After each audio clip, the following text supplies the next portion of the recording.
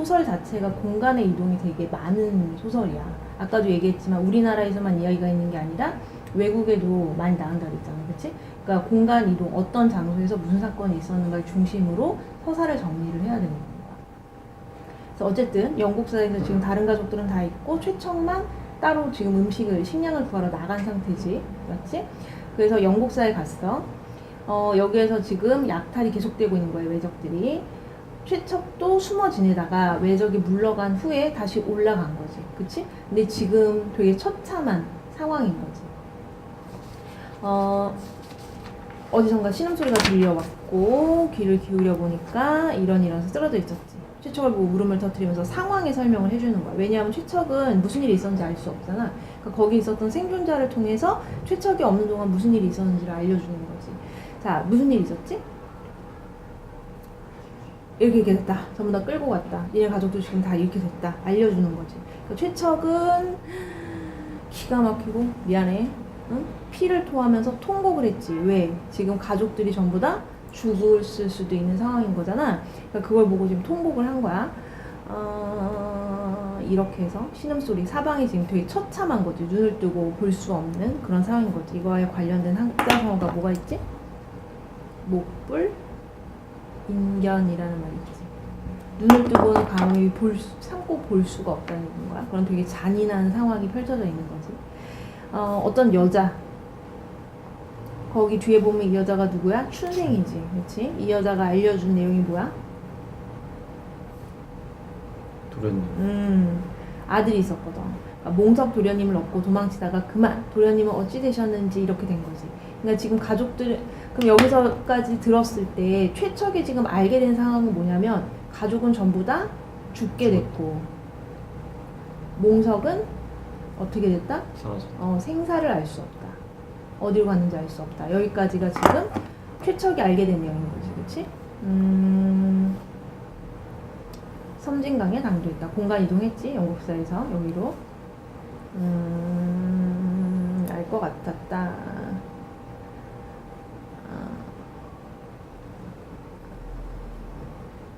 뭐 이런 내용이지. 됐어? 여기 뒷부분의 내용은 이제 나중에 가족들이 다 만나게 되는 내용이잖아. 아까도 얘기했지만 이 소설은 뭐가 없다? 전기성은 없다. 그런데 우연성은 있다, 없다? 있다. 우연성은 있다. 알겠지? 그리고 다른 소설과 다르게 굉장히 사실적인 소설이다라는 평가를 듣는다. 이유 3가지 얘기해줬지. 뭐라고 했지? 이유지 많아. 1번 어디가 배경이다? 우리나라. 나라를 배경으로 했다. 중국 배경 아니야. 2번째 역사적 사건을 배경으로 했다. 뭐? 임진왜란 하고 정유재. 그렇지. 3번째 엄청 중요한 거. 주인공이 누가 아니다. 최척이 아니다. 이 미쳤어. 뺨 때리는 거 나와도 되나요? 뭐가 아니다? 영웅이 아니다. 영웅이 아니고 어떤 사람을 주인공 삼았다? 평범한 사람. 그렇지. 평범한 인물을 주인공으로 삼았다. 그래서 전쟁을 겪는 동안 평범한 사람들이 이렇게 이산의 고통을 겪는 그 내용을 되게 사실적으로 그리고 있는 소설인 거야. 일반적인 전쟁 소설을 우리는 군담 소설이라고 하거든. 근데 이 군담 소설은 대체적으로 영웅들을 주인공으로 삼아서 아 저런 영웅이 있었으면 우리가 전쟁에서 이겼을 텐데 이런 내용이 많은데 얘는 그런 내용이 아니야. 알겠지? 그러니까 서민들이 겪는 고통에 중점을 두고 있는 거야. 너 대표적으로 알고 있는 군담 소설 중에 박시전 있지? 박시전은 의도가 뭐였어? 전쟁에서 겪은 자존심을 어떻게 하는 거야? 회복. 그렇지. 회복하는 거지. 자존심 상했었잖아. 그래서 이걸 회복하는 데 목적이 있었지. 그래서 영웅들이 막 능력을 발휘하고 이런 것들을 중심으로 하고 있잖아. 근데 얘는 그런 게 없다는 거야. 알겠어? 그래서 이 소설이 보통 나올 때는 이 부분이 많이 물어봐줘. 그러니까 기본적으로는 내용 파악을 잘 해놓고 그리고 선생님이 얘기해준 이 부분을 다 알고 있습니다. 일단 이거 했던 거 기억나? 문장을 이루는 단위랑 순서 했던 거? 구하고 절의 차이점이 뭐라 그랬지? 주어 동사. 주어 소설 2개 이상 차이. 뭐라고? 그렇죠. 구는 뭐야? 일단 2개의 단어.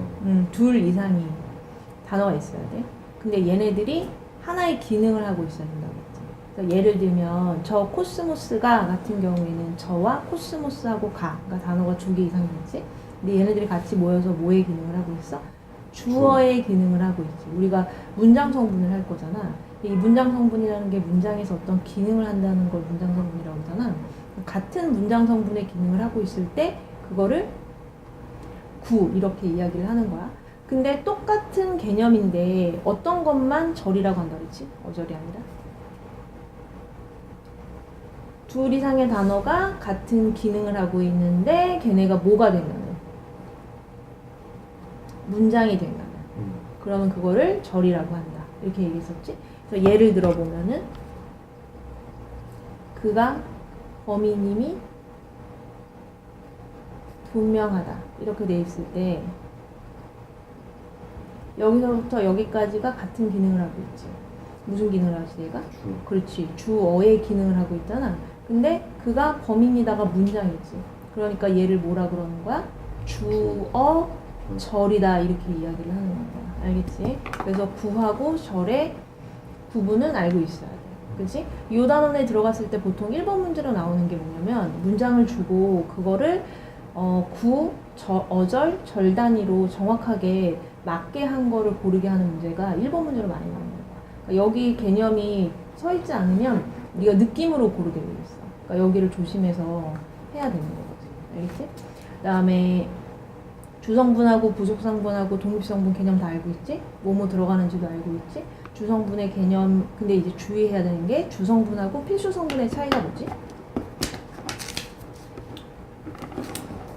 필수성분은 없으면 안 돼. 뭐가 필요로 하는 거야? 서술어. 그렇지. 서술어가 필요로 하는 걸 필수성분이라고 하지. 근데 주성분은 뭐야? 여기 나와 있잖아. 골격이 된다고. 그치? 그러니까 문장을 이루는 골격이 되는 애들, 주어, 서술어. 목적어. 그렇지. 이렇게 되어 있지? 근데 필수 성분이라고 한다. 그러면 서술어가 문장을 만들기 위해서 반드시 필요로 하는 거니까 얘네들 포함해서 플러스 모두 들어갈 수 있지? 그치? 필수, 부사어 또 필수 성분이 될 수가 있지. 그치? 그래서 이 개념을 구분해야 돼. 왜냐하면은 이게 그냥 주성분의 개수가 몇 개냐, 필수 성분의 개수가 몇 개냐 이렇게 물어볼 수도 있는데 선생님들이 이 말을 안 쓰고 이 개념으로 물어보는 때가 있어. 무슨 말인지 이해되지? 그러니까 요걸 헷갈리지 않게 필수 성분을 묻는 건지 주성분을 묻는 건지를 정확하게 생각하고 들어가야 돼. 안 그러면 알고 있는데도 틀릴 수가 있는 거야. 무슨 말인지 알았지? 그 다음에 이제는 디테일하게 문장 성분으로 들어갈 건데 이 문제는 나올 거야, 자릿수 문제는. 그래서 국어의 자릿수는 몇 개 있다고 그랬지? 1개에서 3개. 3개. 요거밖에 없는 거. 그치? 이거는 뭐 연습 많이 했으니까 설마 틀리진 않겠지? 근데 그건 알지. 똑같은 서술어인데 의미에 따라서 한 자리일 때가 있고 두 자리일 때가 있어. 그치? 뭐 예를 들면 보다. 뭐 누가 무엇을 보다. 이렇게 들어가면은 얘 이렇게 해서 두 자리 서술어가 되잖아. 근데 보통 누가 무엇을 어떻게 보다가 있어. 그지? 이렇게 되면 얘가 세 자리 서술어가 되지.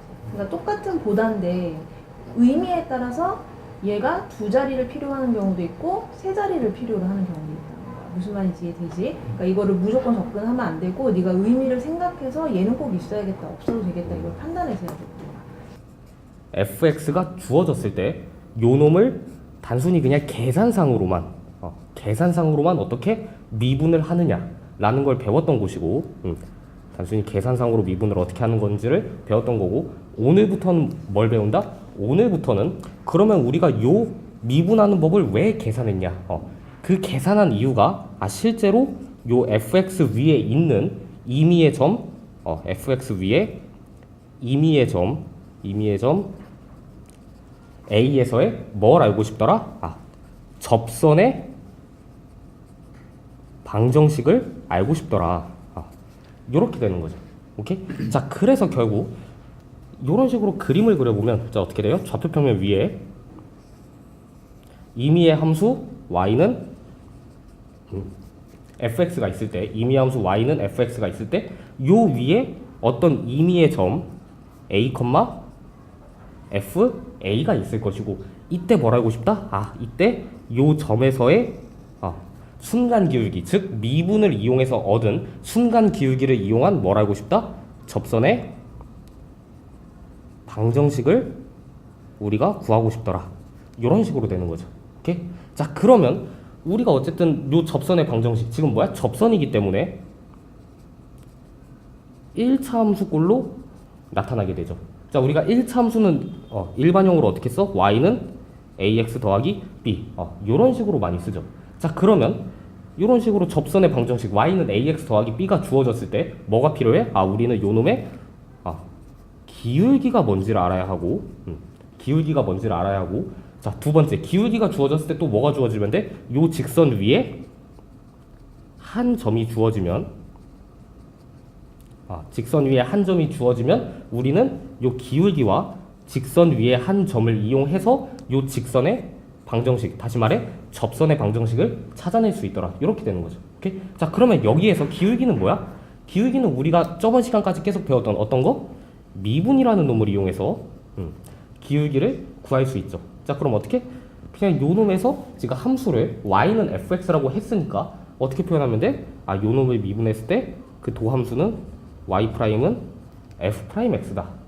요렇게 쓰면 될 것이고 그때 우리가 원하는 요 접선은 a, fa라는 점 위에 있기 때문에 요 a, fa 위에서의 순간 기울기는 뭐가 되더라? 요 f'x에 x값의 a를 대입한 f'a가 되더라.